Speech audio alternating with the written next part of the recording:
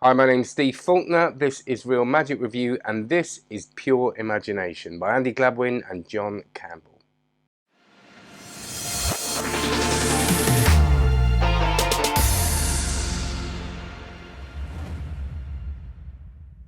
Before we get on with the review, can you please like, subscribe, hit the notifications icon, the little bell, and go and check out cardmagiccourse.com. You can do that at the end if you want after watching this review. It might be a long one because it's a big old book. And a lovely book this is. This is The Magic of Scott Robinson. Now, I didn't know a great deal about Scott Robinson. I had heard his name. I hadn't seen much of his magic. So I was quite excited to get this, and even more excited when I received it. Now, a lot has been made about the look and feel of this book. Vanishing Ink say it's one of the most beautiful books they've ever made. And for us magic geeks, it really is important, isn't it? For more than one reason, I think. Of course, we like the feel of them. We like how they look on the shelves, all that kind of stuff. But there is something about sitting in front of a book and spending time in front of a book. And I think I might have said before, a friend of mine once said, like, talking about an iMac. And actually, you know, to sit down and do work on an iMac feels very different than doing it on a knackered old computer. So yes, we can read our PDFs and we can get the information in a variety of ways, and it's all equally as valid, but there is something nice for some of us about opening a book like this. But of course, with that, it could be style over content, and we've got to make sure it isn't. So we'll get into the contents of the book. Now, there are so many tricks in here. There are, it's like 46 or something, cards and coins, and it's difficult for me to sort of whittle them down. So I'm going to do my very best, okay? So bear with me. It might be a long one. Let's see where we go. Now, the book has a theme, which is Willy Wonka, Charlie and the Chocolate Factory, depending on what way you go, film or book.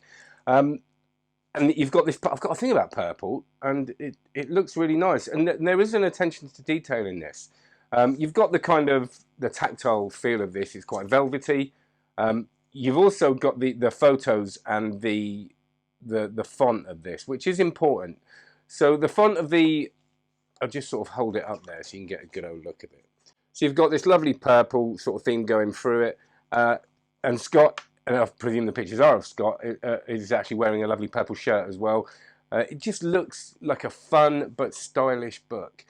And it does conjure up that Willy Wonka thing. And when I first saw that film, and of people of a certain age, there's a massive nostalgia in this. It's a beautiful piece of cinema for many reasons.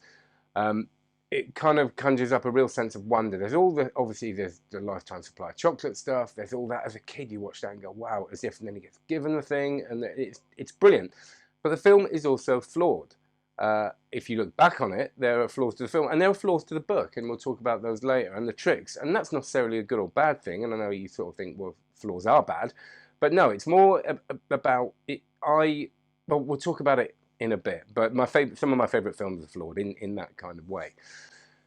So trick-wise, I've kind of changed them, put them into categories. So we've got the categories of like the more unusual tricks that sort of, again, link back to things like the Art of Astonishment. I mean, there's a trick which has a similar start to Bizarre Twist, if you know that.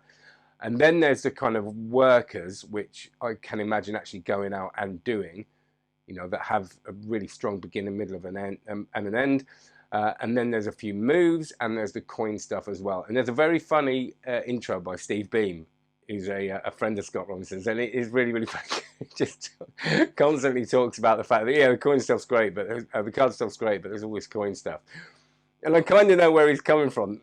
Now, the coin stuff's great. The coin stuff's really good. But if you're like me, there's a comfort with cards, isn't there? Because you already, if you know your stuff, you already know a fair bit, and coins are really hard. And every new coin routine I learn tends to not be like a card routine. When I learn a new card routine, most of it I can sort of do, and it's just putting it together. Every time I try and learn a new coin routine, it's like I've got 3 brand new things in it that I've got to sort of twist my hands into weird shapes to do. And this was no exception, which was brilliant. And that's probably the most fun I've got out of this book, actually. But we'll go into the tricks. It starts off with the toy. And this, I remember reading The Art of Astonishment, and I thought it was the first trick in the book, but it isn't. Number 1, it's got a trick called Apple. And I remember I read through the first few tricks. Now I've looked through the first few tricks. There were things like Unshuffling Rebecca, and there's a note thing, all very good. slightly unusual. And then there's this apple trick, and that's the thing that I remember when I got it, I looked at it, and I remember where I was standing, which is very odd, isn't it? You know, when you've got memories of reading something first. I was standing in my kitchen in the house I had 2 houses ago, by the fridge, and I was opening it, having a coffee, and I saw this apple thing, and I looked round for an apple, and it's just got this really unusual sort of feel to it. And that's what the toy's got to it. And the next trick, the Willy Wonka card trick. The toy is, you make a little like spaceship out of cards, and it's kind of like a, not tournament store, but kind of is a penetration effect. But it's a moment, you know, it's an odd moment. It's not something you're going to spend 3 years of your life on and finish a show in Vegas with, but it's a really nice moment. And that was quite a brave way to start this book, I think, because it's not a killer, but it's that sort of feel. And to put that at the beginning of a book, because usually you have these kind of really commercial routines at the beginning of a book, was actually a really good idea and very clever, because it really made you want to read more. And a lot of my books, I read the first trick and I go, oh yeah, I thought we'll go back to that at some point. But this, you kind of go, where else is this book going to go? That was a question I was asking myself, which is really, really quite different, really. So I learned that and played with that, which is great. You then go on to the Willy Wonka card trick, which did exactly the same thing, but a bit more. So I played with it and showed Jo, my partner, straight away. And she went, oh, that's really cool. And I can't do the end bit. I can't sort of clean up with it very well and getting better at it. But it's very it's a bit angly, but again, in a certain situation, just to do as a thing is going to make people go, oh, God, that was really weird.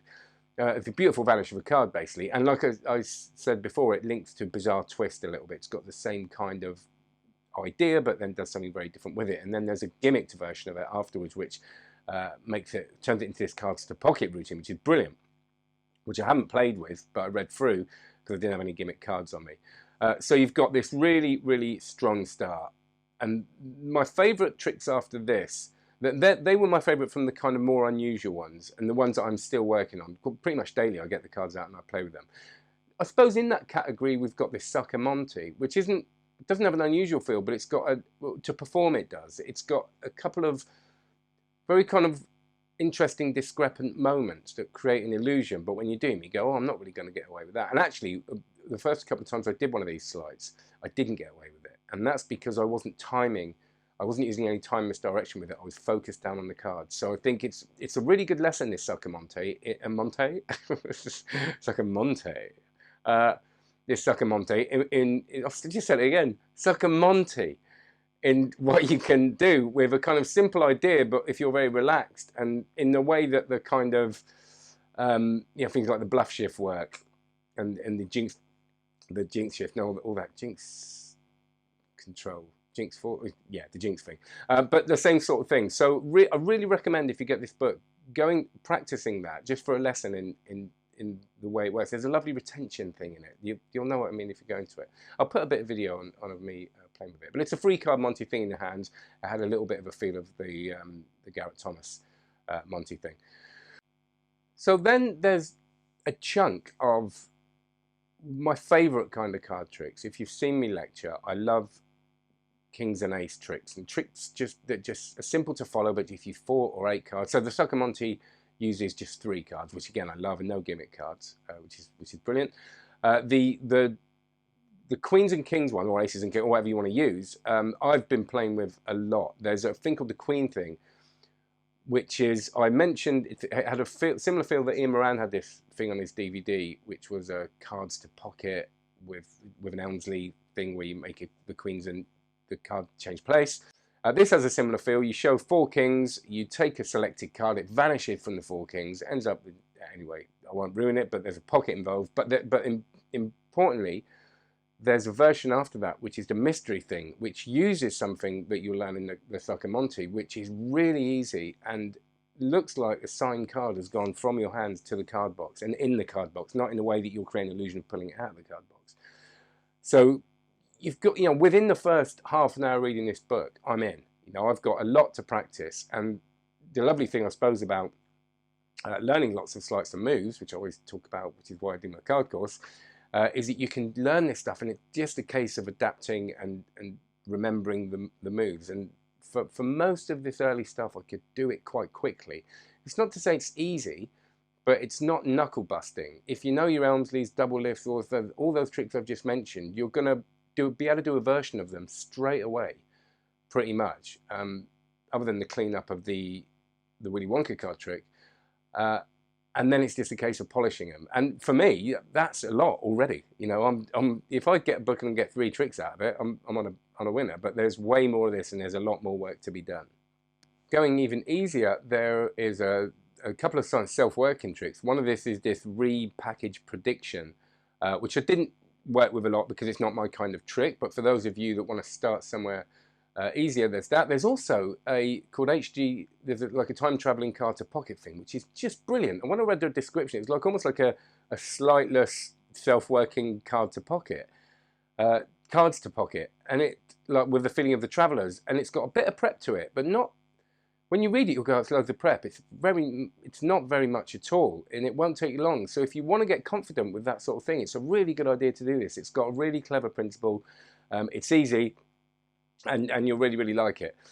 And then there's just a couple more worth mentioning. They're all worth mentioning. There wasn't one trick in here I didn't like. But the Daily Double, this version of Dr. Daly's last trick, which had a little bit of a Dan and Dave type feel to it in the way that it was flourishy, but it wasn't as flourishy as some of the stuff, which is like super flourishy, gets a bit confusing. It makes sense, but it's flourishy in the way that it glides and looks beautiful, and the cards change. It's just got a real flow to it, and there's a change as well where you sort of expand the idea of the Dr. Daly to full cards. And again, something that many of you will be able to do quite quickly, and it's just a case of cleaning it up and working on that. And I really enjoy that. I enjoy that period. You know, I sometimes I get into flow learning a trick, and then there's a bit of that gets a bit boring, and then when it starts coming together and you start getting that competence with it, it starts feeling really good. And I think that's why I've got quite a lot out of this book, because it's just on that right level, or a lot of the routines are of difficult but not impossibly difficult. Now, saying that, there's a few of the coin things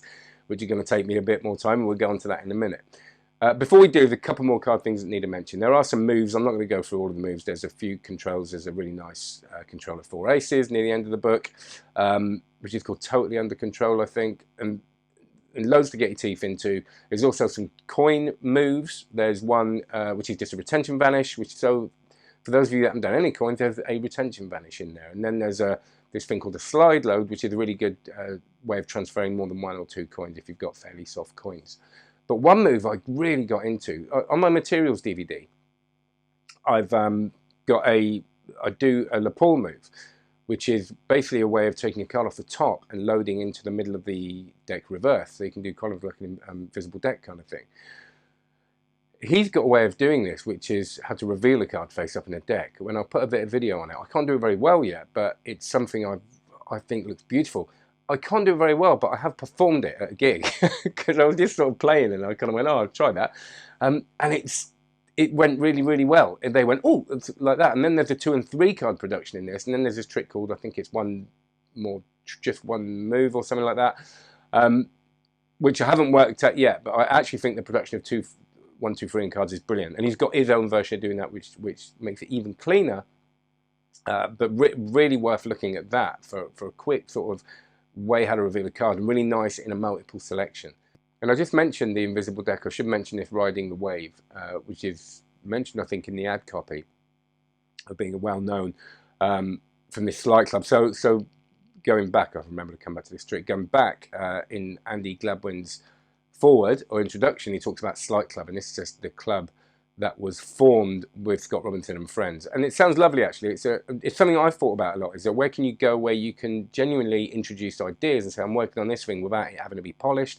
And I know a lot of magic clubs do this, but that being the main theme of it, okay, we will help each other out, which is really, really nice. And apparently one of the things that came out with this sort of, this gimmickless invisible deck. And it's nice. It's really, really nice. Probably not, it's not angly, but it's a bit movie. And I should imagine if you put time into it, it will just look like an invisible deck. It's a really nice idea. And it says at the beginning that it's got a setup. And I went past it and thought, I can't be bothered with that setup. But I thought it was going to be one of those ones where you got to like get 25 cards in a certain order. You set it up in really, really quickly in a minute. All right. So if you do look at that and you say that it's got a setup and you're like me and you get switched off by that, don't worry about it. It's a really quick setup and you'll be able to do it pretty much as you're talking to the spectator or just beforehand. And again, like everything, it's well worth a look.